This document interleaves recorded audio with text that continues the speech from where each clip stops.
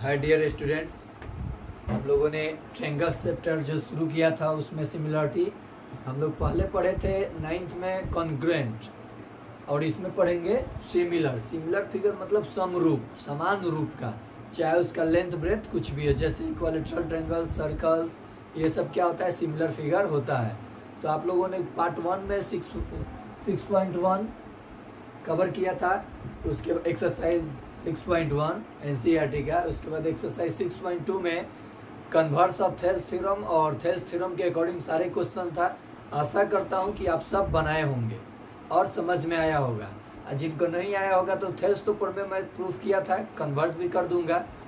आज देखिए हम लोग सिमिलरिटीज का कंडीशन कुछ समझेंगे। अगर किसी दो ट्रायंगल का कॉरेस्पॉन्डिंग एंगल्स इक्वल होगा, अगर किसी दो ट्रायंगल का, जैसे ये A B C D E F दो ट्रायंगल्स है, अगर कोण ए कोण डी के इक्वल, कोण बी कोण ई के इक्वल, कोण सी कोण एफ के इक्वल, यानी angle A is equal to angle D, angle B is equal to angle E, and angle C is equal to angle F. Therefore, triangle ABC similar हो जाएगा triangle DEF के। किस criteria से?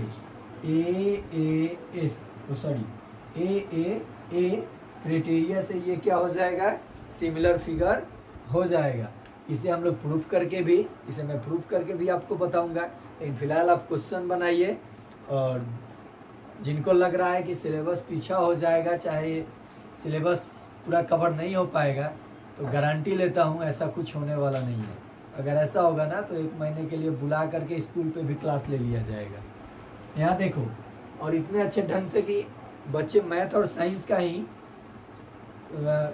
Tuition घर पे भी बहुत सारा फोकस करते हैं और उसी में मार्क्स कम आता है। रीज़न क्या है भाई?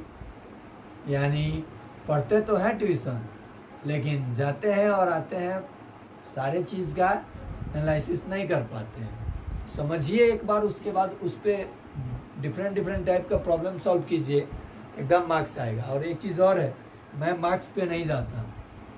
बहुत सारे ऐसे बच्चे होते हैं जिनके पास नॉलेज तो होता है लेकिन उनका मार्क्स कम आ जाता है, तो मैं कभी मार्क्स बेसिस पे नहीं जाता। आप में टैलेंट होना चाहिए कि आप कंपटीशन फेस कर दो, कहीं आराम से बोल लो, कहीं पे जाओ तो आप मतलब किसी से पीछे ना रहो। तो टैलेंट का मतलब ये होता है, ना कि 90% ले लिए और बोलने के लिए बोल दिया गया तो मुँह से आवाज़ ही नहीं निकल रहा, तो वैसे नहीं। और जो 90% लाते हैं उनमें टैलेंट तो होता ही है, तब तो 95% आता है।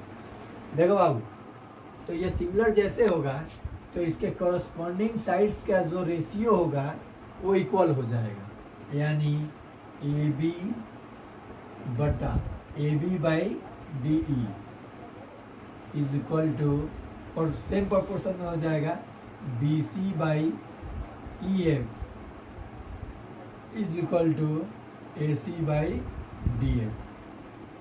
ये कंडीशन हो जाएगा बाई CPST। ये किस क्राइटेरिया से हुआ? By CPST, corresponding part of similar triangle. उसमें क्या लिखते थे? CPCT, और यहाँ CPST। तो इस तरीके से आप इसको सिमिलर दिखा दिए। अब आपसे क्वेश्चन पूछा जाएगा कि क्या ये फिगर सिमिलर है और क्या ये फिगर सिमिलर नहीं है। जैसे मैं देख लो, okay 60 degree 60 degree, 70 degree 70 degree.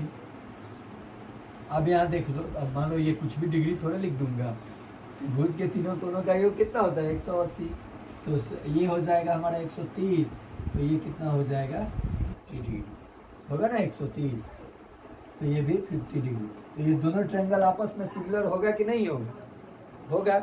या फिर ये ना दिया रहे, ओके, एंगल नहीं दिया रहे, AB दिया है 5 और ये दिया है 10, फिर ये दिया है 5 और ये दिया है 10, फिर ये दिया है 5 और ये दिया है 10। जरा चेक कर लो, 5/10 1/2, 5/10 1/2, 5/10 1/2। तो ये सेम प्रोपोर्शन आया कि नहीं आया? Here corresponding sides are in the same ratio, so triangles are similar। तो आप लोग इस बेसिस पे एक्सरसाइज 6.3 में क्वेश्चन को सॉल्व कीजिए, और जहाँ नहीं आएगा वहाँ मैं आपका हेल्प करूँगा, और एक दो क्वेश्चन मैं खुद करके।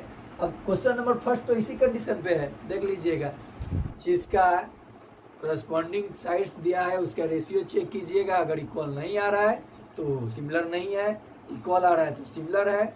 और एंगल्स अगर तीनों दो भी एंगल, अब देखो बाबू एक और केस, किसी ट्रायंगल के दो एंगल आपस में इक्वल हो तो थर्ड एंगल क्या होता है? ऑलवेज इक्वल हो जाता है। इसलिए सिमिलरिटी में ए सिमिलरिटी भी काम कर जाता है। तो जब किसी दो ट्रायंगल के दो एंगल आपस में इक्वल हो तो तीसरा क्या हो जाएगा? ऑटोमेटिक इक्वल हो जाएगा। तो आप 6.3 का एक्सरसाइज 6.3 में क्वेश्चन नंबर 1 और 2 सॉल्व कीजिएगा, और अगर नहीं तो इसमें क्या एक दो क्वेश्चन मैं बता दूंगा, तो आप उसको सॉल्व कीजिएगा। देखिए क्वेश्चन भी देख लीजिए एक दो ट्रायंगल है, बताना है कि ये सिमिलर है कि नहीं है। अगर है तो किस क्राइटेरिया से ये भी लिखना है, और उसके साइड्स का रेशियो भी दिखाना है। अगर जो ट्रायंगल सिमिलर नहीं होगा तो वहाँ पे केवल इट इज़ नॉट सिमिलर लिख दीजिएगा, तो उसमें तो क्राइटेरिया नहीं दिखाना होगा ना।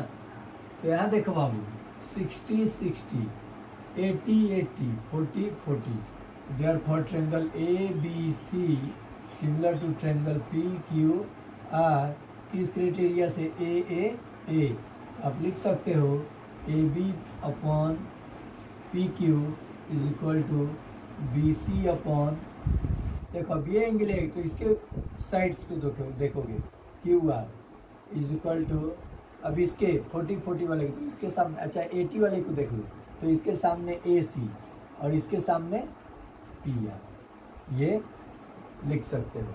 नेक्स्ट में देख लो, ट्रायंगल का नाम बदलोगे, ओके। ट्रायंगल ABC सिमिलर है ट्रायंगल QRP, ये नहीं कि ऐसे करोगे AB तो PQ लिखते हैं तो 1/3 आता है, BC ये तो कितना आता क्या? 1/3 नहीं ना आता। यहाँ देखो AB QR, AB की वैल्यू कितनी है? AB अपॉन QR देख लो कितनी है? 2/4, 1/2। नेक्स्ट देखो BC अपॉन, अब ये BC तो RP देख लो ना, RP 2.5/5, 2.5 तो नहीं, 1/2। अब जरा देख लो आप लोग AC तो QP AC अपॉन QP कितना आ गया? 3/6 यानी 1/2। तीनों का रेशियो क्या आया है? सेम आया है। तो ये ट्रायंगल आपस में क्या हो जाएगा? सिमिलर हो जाएगा। किस क्राइटेरिया से? बाय एस क्राइटेरिया से। इसका वैल्यू नहीं लिखे हैं 3 का, इसका जो वैल्यू दिया है वो देखिएगा किसी भी तरीके से वो क्या है, प्रोपोर्शन में नहीं दिया है साइड्स का रेशियो, तो it is not similar triangles. Okay, तो आप क्वेश्चन नंबर 1 का टोटल और क्वेश्चन नंबर 2 कीजिएगा, ठीक है। तो बाय माय डियर स्टूडेंट्स।